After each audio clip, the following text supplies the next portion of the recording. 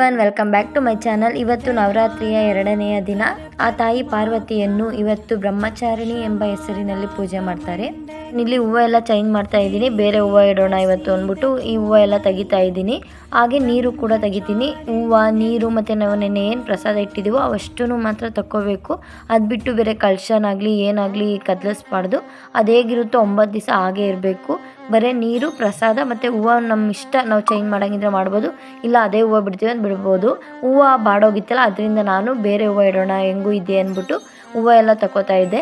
ಆ ನೀರನ್ನ ತುಳಸಿ ಗಿಡಕ್ಕೆ ಕುಯ್ದು ಬೇರೆ ಹೊಸ ನೀರನ್ನ ತಂದಿಟ್ಟೆ. ಈಗ ಹೂವು ಎಲ್ಲ ಕ್ಲೀನಾಗಿ ಕಳಶಕ್ಕೆ ಮತ್ತು ದೀಪಕ್ಕೆಲ್ಲ ಇಟ್ಕೊಂಡೆ. ಜಗಜ್ಜನನಿ ದುರ್ಗಿಯು ಶಿವಶಕ್ತಿಯಾಗಿದ್ದಲ್ಲಿ 2ನೇ ಸ್ವರೂಪವು ಬ್ರಹ್ಮಚಾರಿಣಿಯದಾಗಿದೆ. ಈ ಬ್ರಹ್ಮ ಶಬ್ದದ ಅರ್ಥ ತಪಸ್ಸು ಎಂದಾಗಿದೆ. ಬ್ರಹ್ಮ ದೇವಿಯ ಸ್ವರೂಪವು ಪೂರ್ಣ ಜ್ಯೋತಿರ್ಮಯ ಹಾಗೂ ಅತ್ಯಂತ ಭವ್ಯವಾಗಿದೆ. ಹಿಂದಿನ ಜನ್ಮದಲ್ಲಿ ಇವರು ಹಿಮಾಲಯನ ಮನೆಯಲ್ಲಿ ಪುತ್ರಿಯಾಗಿ ಅವತರಿಸಿದಾಗ ಅದರ ಉಪದೇಶದಿಂದ ಇವರು ಭಗವಾನ್ ಶಿವನನ್ನು ಪತಿಯಾಗಿ ಪಡೆದುಕೊಳ್ಳಲು ಅತಿ ಕಠಿಣ ತಪಸ್ಸನ್ನು ಮಾಡಿದರು. ಅವರ ಈ ತಪಸ್ಸಿನಿಂದ 3 ಲೋಕಗಳಲ್ಲಿ ಹಾಹಾಕಾರ ಹಬ್ಬಿತು. ಕೊನೆಗೆ ಪಿತಾಮಹ ಬ್ರಹ್ಮದೇವರು ಆಕಾಶವಾಣಿಯಿಂದ ಶಿವನು ನಿನಗೆ ಪತಿಯಾಗಿ ದೊರೆಯುವರು ಎಂದು ಹೇಳಿದರು. ಈ 2ನೇ ಸ್ವರೂಪವು ಬ್ರಹ್ಮಚಾರಿಣಿ ಎಂದು ಹೆಸರಾಯಿತು. ಎಲ್ಲ ಇಟ್ಟಾದ್ಮೇಲೆ ನಾನಿಲ್ಲಿ ಇವತ್ತು ದೇವ್ರಿಗೆ ಬೆಲ್ಲದಾರ್ತಿ ಮಾಡೋಣ ಅಂತ ರೆಡಿ ಮಾಡ್ಕೋತಾ ಇದ್ದೆ. ನಾನಿಲ್ಲಿ ಒಂದು ಪ್ಲೇಟ್ ತಗೊಂಡು ಅದಕ್ಕೆ ಸ್ವಲ್ಪ ಅಕ್ಕಿ ಹಾಕ್ಕೊಂಡು ಬೆಲ್ಲ ಇಟ್ಕೊತಾ ಇದ್ದೀನಿ. ಇದು ಚಿಕ್ಕ ಚಿಕ್ಕದ ಬೆಲ್ಲ. ನಾವು ಬೆಲ್ಲದಾರ್ತಿ ಮಾಡಬೇಕು ಅಂತ ಹೇಳಿದ್ರೆ ಹಣ್ದಿಲೇ ಬೆಲ್ಲ ಕೊಡ್ತಾರೆ, ಚಿಕ್ಕ ಚಿಕ್ಕದು. ಈ ಬೆಲ್ಲನ ನಾನೊಂದು 5 ಇಟ್ಕೊತಾ ಇದ್ದೀನಿ. ನಾವು ಪ್ರತಿದಿನ ಬೆಲ್ಲದಾರ್ತಿನೇ ಮಾಡಬೇಕು ಅಂತೇನಿಲ್ಲ. ಒಂದು ದಿವಸ ನಿಂಬೆಹಣ್ಣು ಆರತಿ ಅಥವಾ ಕುಂಬಳಕಾಯಿ ಆರತಿ ಏನಾದರೂ ಮಾಡ್ಬೋದು. ನಾನಿವತ್ತು ಬೆಲ್ಲದಾರ್ತಿ ಮಾಡೋಣ ಅಂತ ಅಂದ್ಕೊಂಡಿದ್ದೀನಿ. ಹಾಗೆ ಎಲ್ಲ ಬೆಲ್ಲಕ್ಕೂ ಅರಿಶಿನ ಕುಂಕುಮ ಎಲ್ಲ ಇಟ್ಕೊಂಡೆ.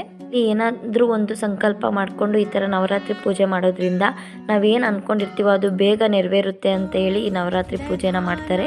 ಬೆಲ್ಲಕ್ಕೆಲ್ಲ ಅರಿಶಿನ ಕುಂಕುಮ ಎಲ್ಲ ಇಟ್ಟು ಹಾಗೆ ತುಪ್ಪದ ಬತ್ತಿನೂ ಕೂಡ ಒಂದೊಂದು ಬೆಲ್ಲಕ್ಕೂ ಒಂದೊಂದು ತುಪ್ಪದ ಬತ್ತಿನ ಹಾಕ್ಕೋತಾ ಇದ್ದೀನಿ.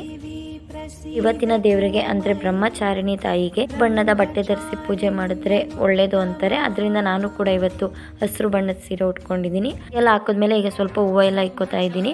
ಹಾಗೆ ಇದಕ್ಕೆ ಸ್ವಲ್ಪ ತುಪ್ಪನೋ ಅಥವಾ ಎಣ್ಣೆನೋ ನಾವೇನು ಬೇಕಾದರೂ ಅದನ್ನು ಬಿಟ್ಕೋಬೋದು. ನಾನಿಲ್ಲಿ ತುಪ್ಪ ಬಿಟ್ಕೊಂಡಿದ್ದೀನಿ. ಈಗ ನೈವೇದ್ಯಕ್ಕೆ ಅಂತೇಳಿ ನಾನಿವತ್ತು ಸಿಂಪಲ್ಲಾಗಿ 2 ಬಾಳೆಹಣ್ಣು ಚಿಕ್ಕ ಚಿಕ್ಕದಾಗಿ ಕಟ್ ಮಾಡಿಕೊಂಡು ಒಂದು ಬಟ್ಲಿಗೆ ಹಾಕೋತಾ ಇದ್ದೀನಿ.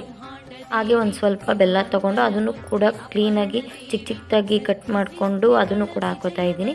ಹಾಗೆ ಸ್ವಲ್ಪ ಅವಲಕ್ಕಿ ನೆನೆಸಿಟ್ಟಿದ್ದೆ, ಅದನ್ನು ಕೂಡ ಹಾಕ್ಕೊಂಡು 1 ಸ್ಪೂನಷ್ಟು ಜೇನುತುಪ್ಪ ಹಾಕ್ಕೊಂಡು ಮಿಕ್ಸ್ ಮಾಡಿಕೊಂಡೆ. ನಾನಿವತ್ತು ನನ್ನ ಕೈಲಾಗಿದ್ದಿಷ್ಟೇ ಇದನ್ನು ಮಾಡಿ ದೇವ್ರ ಮುಂದೆ ಅರ್ಪಿಸಿದ್ದೀನಿ. ಹಾಗೆ ನಾನಿಲ್ಲಿ ಬಾಗಿಲಿಗೂ ದೀಪ ಎಲ್ಲ ಹಚ್ಚೋಣ ಅಂತ ಹೇಳಿ ಬಾಗಿಲೆಲ್ಲ ತೊಳೆದು ಬೆಳಗ್ಗೆನೂ ಕೂಡ ತೊಳೆದಿದ್ದೆ. ಹಾಗೆ ಸಂಜೆ ಕೂಡ ಸುಮ್ಮನೆ ಸ್ವಲ್ಪ ನೀರು ಹಾಕಿ ತೊಳೆದು ಅರಿಶಿನ ಕುಂಕುಮ ಎಲ್ಲ ಇಟ್ಟೆ. 9 ದಿವಸ ಏನಿದೆ, ಈ 9 ದಿವಸನೂ ಬಾಗಿಲಿಗೆ ದೀಪ ಹಚ್ಚಿದ್ರೆ ತುಂಬಾ ಒಳ್ಳೆಯದು. ನಿನ್ನೆ ಕೂಡ ದೀಪ ಹಚ್ಚಿದೆ, ಬಟ್ ಆ ವಿಡಿಯೋ ಶೂಟ್ ಮಾಡಿದ್ದೆ, ಬಟ್ ಆ ಕ್ಲಿಪ್ಪಿಂಗ್ ಮಿಕ್ಸ್ ಆಗಿಬಿಟ್ಟಿತ್ತು. ಅದರಿಂದ ಇವತ್ತು ಕೂಡ ಅದನ್ನು ಶೂಟ್ ಮಾಡಿಕೊಂಡೆ. ಇಲ್ಲೆಲ್ಲ ತೊಳೆದು ಅರಿಶಿನ ಕುಂಕುಮ ಇಟ್ಟು ಹೂವು ಎಲ್ಲ ಇಟ್ಟು ಹಾಗೆ ಒಂದು ಸ್ವಲ್ಪ ಸಗಣಿ ಇಟ್ಟು ಅದ್ರ ಮೇಲೆ ದೀಪ ಇಡ್ತಾ ಇದ್ದೀನಿ 2 ಸೈಡು. ಈಗ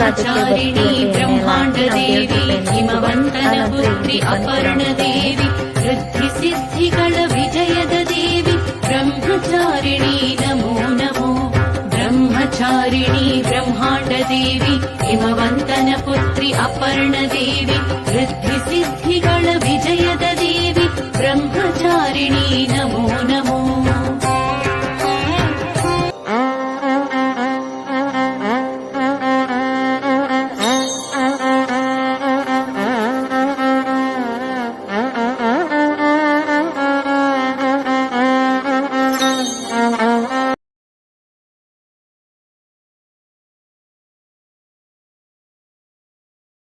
ಪಾಪು, ಅಮ್ಮ, ನಾನು ಎಲ್ಲ ಕೂಡ ಪೂಜೆ ಮಾಡ್ದೋ. ದೇವಿ ಸರ್ವಭೂತೇಷು ಮೇ ಬ್ರಹ್ಮಚಾರಿಣಿ ರೂಪೇಣ ಸಂಸ್ಥಿತಃ.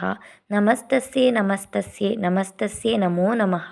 ಎಲ್ರಿಗೂ ಆಯುಷು ಆರೋಗ್ಯ ಕೊಟ್ಟು ಕಾಪಾಡಲಿ ಅಂತ ಕೇಳ್ಕೊತೀನಿ. ಈ ವಿಡಿಯೋ ಇಷ್ಟ ಆಗಿದ್ರೆ ಒಂದು ಲೈಕ್ ಮಾಡಿ. ಹಾಗೆ ನನ್ನ ಚಾನಲ್ನ ಸಬ್ಸ್ಕ್ರೈಬ್ ಮಾಡ್ಕೊಳ್ಳಿ. Thank you for watching.